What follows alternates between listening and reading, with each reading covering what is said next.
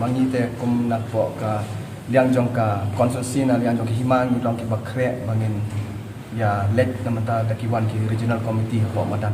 UMDC karam brajer ngam uba ba job pingrop hagas ngi palai ringkat bat ki kli nong sinchar na kilai phau kandai tali kishnong bahap halang pi sektor kila kendoi deputy chief minister ke jilla uba preston tinsong haswa ba ke sarkar kan sedang ke jingpen bedput ha ke kela ke baar ha bakran bat kilat patai khubor hadin ke jingkendo uba ba job ula ong ba hadu mentai kila don kandai phusan pesan na ke te ke sektor ki bakwa bandon ha Meghalaya bat ki basa mentai kilong tang kendiat ban pen ko ngo ya shaka phase 2 ya kaneka jingpen bed yo put sam te ka langpi sektor ka wei ni sektor ke bandan hapok ka phase 2 te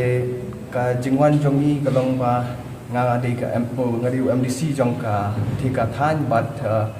nakaliang jong nga bat kahima bat kinong sensasyon baro nyawan ai memorandum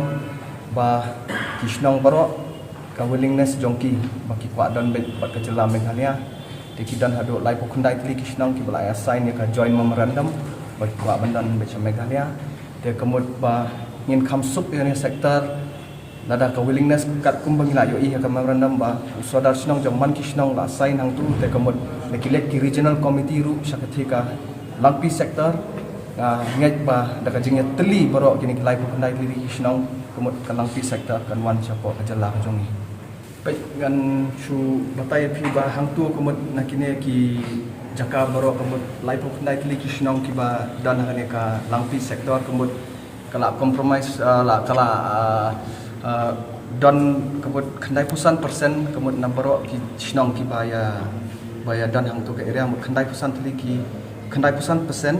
kila don hatane ka sektor kemud kila ya don lupa ka willingness bandon syapo ka jela Meghalaya te ka himaru kan le la ka jong ka homework khnang ba ya kitu kisan persen ru ki badan bahkan try ban convince ya kiru ba ken nya support di bandon po jela Meghalaya khlang ba kan sup dadah kiwan regional committee bahkan umdan kan ono ka jingthot nomor balik kat kum ke bang la ya jenti kemud ba ni yo i hapo ka phase 1 ni idon iwai artilation ki bang idu